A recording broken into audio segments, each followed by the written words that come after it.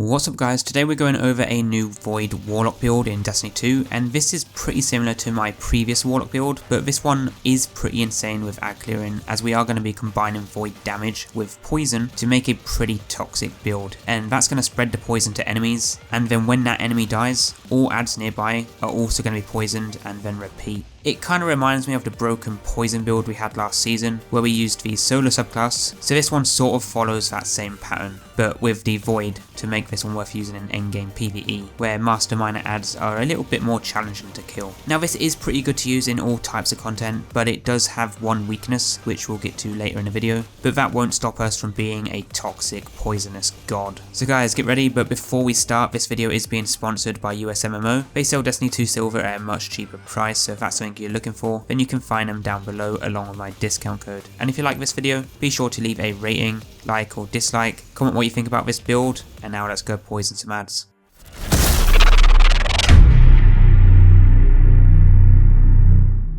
Now firstly, if you like these build videos and you want to see more builds like this for Destiny 2 Witch Queen all year round, then be sure to subscribe and turn on notifications. Or you can check out the playlist below each week, as new builds will be added as time goes on. So with this build, we're going to be running around poisoning enemies one after another, and this is perfect where you have so many ads bunched together, like the Psyops Battlegrounds, Legend of Master Lost sectors and all that sort of stuff, because the way this build is set up, you'll not only be chaining Void explosions, but you'll be chaining that poison to nearby ads, and if you have like hundreds of ads coming out one after another, you can pretty much just sit there and let the poison do all the work. It's a good build to run when you want to change things up a little, have a bit of fun and just do less shooting in general. Now I've done some testing with this build and we are going to be using the Necrotic Grip and the new Osteo SMG, but there are a few different things that you can use and I'll get to that in just a moment along with the rules for the SMG. But basically what is happening here is your melee and SMG are going to start the poison, and then your Necrotic Grip is going to spread that poison an infinite amount of times for as long as there are ads to be hit. And that's pretty much it. It's that simple. Run and gun, poison, and then just let them die. Now you don't have to use Necrotic Grip,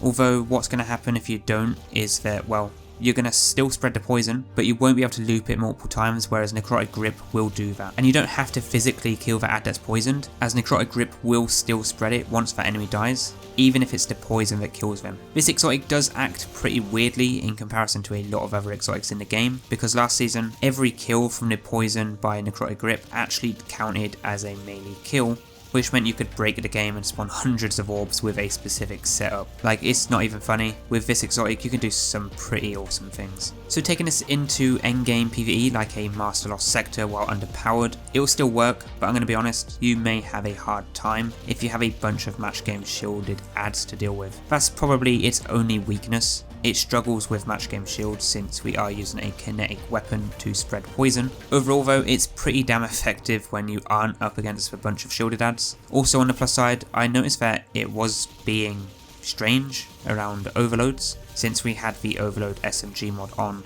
It was as if the poison being on the overload was counting as overload rounds, meaning that overload wouldn't start regenerating health. Out of 3 overloads that I fought during tests, 2 of them I found did not regen health regardless of me physically not shooting them, and 1 of them did. So perhaps it's the fact that while I'm shooting other ads with overload rounds buff popping up on screen, that tricked the game into thinking I'm shooting the overload with my SMG, but with the automated poison. Possibly. Let me know if you had a similar experience like that, but if that is the case, I think all your overload problems are solved with this build, because you can just keep them poisoned and let that kill them over time. Now getting into the setup of this build, and like my previous videos, it follows the same pattern, so we will be starting with a loadout. So with this one, you'll want to use the Osteo, the new Exotic SMG, as this will poison enemies with its unique exotic trait called Screaming Swarm, where you fire toxic tracking projectiles that will deal damage over time. Basically poison, but we'll also get toxic overload, where landing a final blow on that target will spread that poison to nearby targets. Now this is pretty much like a weapon version of Necrotic Grip, but not as powerful in terms of chain and poison damage. But if you don't use this exotic, your alternative is Thorn. You'll want to use one of these 2 weapons ideally for this build to be the most effective. But the exotic armor we're running will be the Necrotic Grip to poison enemies even more. This reads, damaging enemies with your melee will poison them and increase the damage over time. Then defeating a poisoned combatant spreads the condition to nearby targets. Now I strongly recommend you use this because your melee and weapons will be the source of that poison, and then Necrotic Grip will spread that poison. But what's even better is that enemies dying from the poison will trigger Necrotic Grip to then spread that poison to nearby enemies.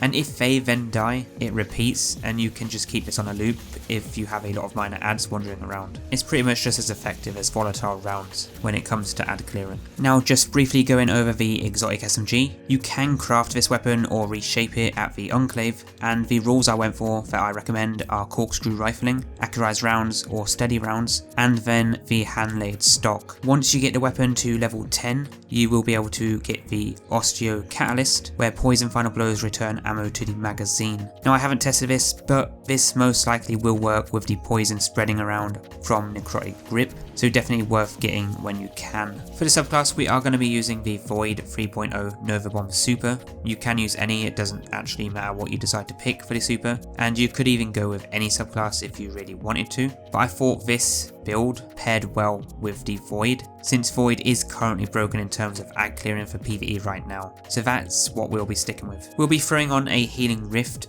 with a Vortex Grenade. Aspects, we got Child of the Old Gods, cast your Rift to create a Void Soul, and when you damage a target with a weapon, your Void Soul will fly to them and drain them, dealing damage and weakening them, while also giving you grenade and melee energy. And defeating a target that is being drained will grant you class ability energy. The next aspect we have is of course Feed the Void, so that we can get our Devour with infinite grenades. You just can't get enough of Devour, but the fragments we have are Echo of Explosion to cause enemies to explode when getting a final blow with our ability, Echo of Remnants so that our Vortex grenades last longer, Echo of Undermining so that our grenades will weaken targets, and lastly Echo of Instability to get volatile rounds when defeating enemies with that grenade. So you do want to use Void weapons like a Void Fusion or Funnel Web SMG. Now for our main Elemental Well mods, we have Elemental Ordnance to spawn wells on grenade kills, Elemental Armaments to spawn another Void well on random Void kills, but you can swap this out if you want to anything of your choice. Then we have Font of Might to increase our DPS with our Void weapons, which would ideally be a Void Fusion Rifle, but then we also have Well of Tenacity to reduce the damage we take from combatants when picking up a Void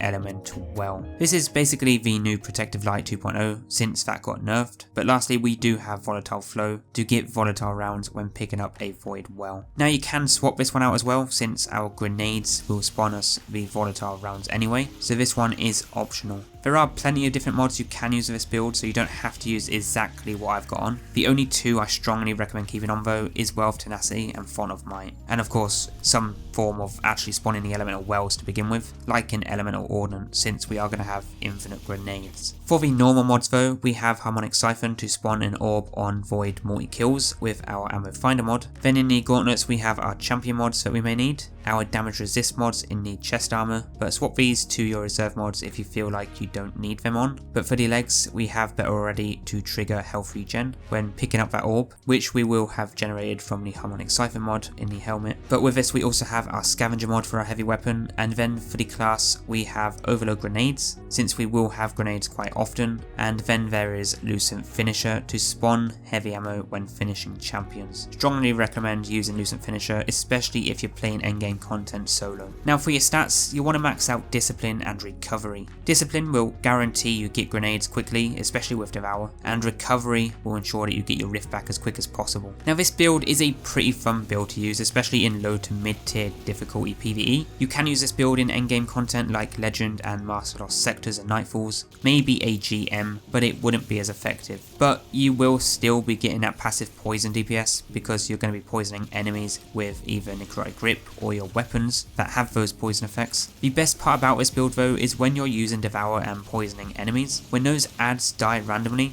while you're fighting other adds, you're going to get health straight back, as well as extending the Devour timer, so you could pretty much keep Devour going for quite some time as long as you're actually killing adds or poisoning minor adds to then die shortly after. Overall, amazing build, 100% recommend for people who want to enjoy something a little different. So guys, that is your new Warlock Void build with the Necrotic Grip for a poison build in Destiny 2 Witch Queen Season of the Risen. Next, as always, if you want to see more builds like this for Void 3.0 subclasses or others, then don't forget to check out the full new Season 16 playlist down below, and if you liked this one, then perhaps leave a thumbs up as it helps me out a lot. But guys, whatever you get up to, have a good one, and I'll see you in a week for the next build video. Peace out.